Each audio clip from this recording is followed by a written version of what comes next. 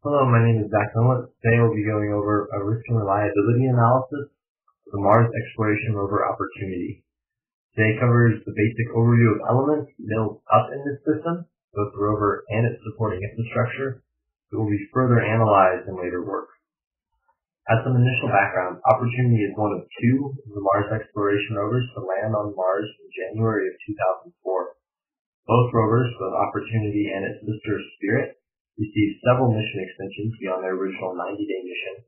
Though Spirit expired in 2010, Opportunity is still driving on the surface of Mars conducting new research, continuing its original line of work looking for signs of water in Mars' geological past. Communicating with Opportunity is not a simple task, consisting of 4 major waypoints before instructions can be delivered from the control center at JPL, which is the NASA's Jet Propulsion Laboratory, out to the rover on Mars, or scientific data can be sent back to be analyzed by researchers here on Earth. The chart shown here shows all 4 of these major waypoints, starting with the JPL Control Center and moving through the DSN or Deep Space Network array of dishes, which communicate with all deep space assets currently in operation. While the Deep Space Network can communicate directly with the rover on the surface, most communication is channeled through either the Mars Global Surveyor or the Mars Odyssey satellites in orbit around Mars. These satellites then store and pass on information to the rover, and vice versa, receive information from the rover when the Deep Space Network is not available, and convey it at a later date. The square boxes on this diagram represent elements which pose a risk potential to the system.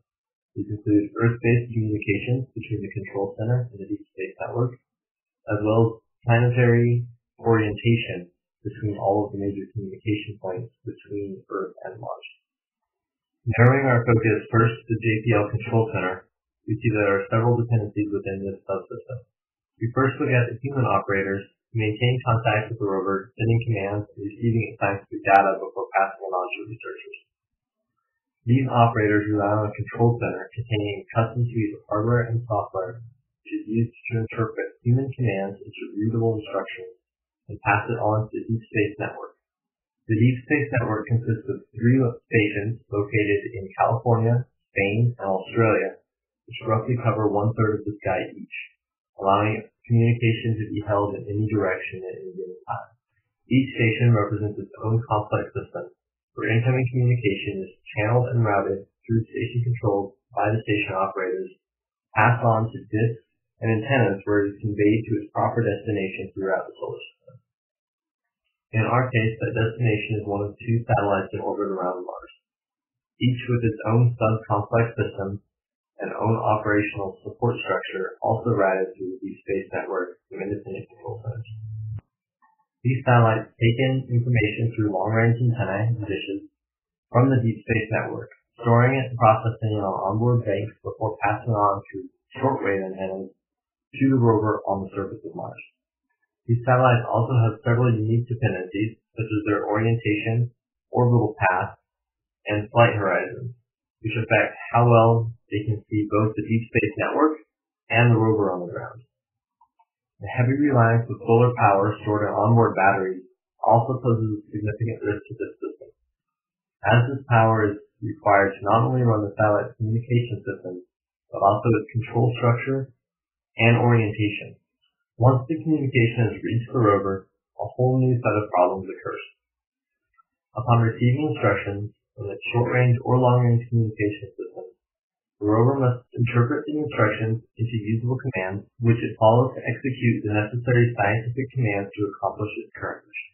The rover's ability to then accomplish this mission is determined on several internal systems, including its mobility, navigation, and scientific instruments. The rover's mobility system is comprised of 6 wheels of independently driven motors mounted on a rocker-bogie suspension system. This allows the rover to traverse rough terrain and hazardous sands, which it encounters often on the Martian surface. From past experiences with the Spirit rover, we know that 2 of these wheels can fatally fail to become unavailable to the rover for use, and the rover can still fully function and accomplish its mission. The navigation system is then composed of 2 elements, the navigational cameras and the hazard detection camera. Navigational cameras are used for long-range detection of slope and topography, which the rover uses to chart its course. The hazard cams are then used by the rover to detect any object which the rover is approaching which is too large to be covered by its suspension system. Triggering these hazard cams causes the rover to reroute its course to avoid a potentially hazardous obstacle. Upon arriving at a scientific destination, the rover deploys a suite of in-situ instrumentation, which is on-site instrumentation, which it uses to conduct its scientific mission. Like we saw with satellites, the Opportunity rover is dependent on solar power, which it stores in onboard batteries. This not only introduces rigid into the system, but limits the number of hours in a day which the rover can function along its mission goals. With the data collected, the rover must then send all of its collected information back to the same process we used to get the instruction to the rover, up to the satellites in orbit, and back to the deep space network on the ground. The forward data is relayed back to the control center at JPL before being redistributed to its project scientists. As you can see, the system is not only huge, covering thousands of miles, but also immensely complex, being comprised of multiple elements, all with individual risks of failure, making this risk and reliability analysis not only a strong recommendation, but a requirement.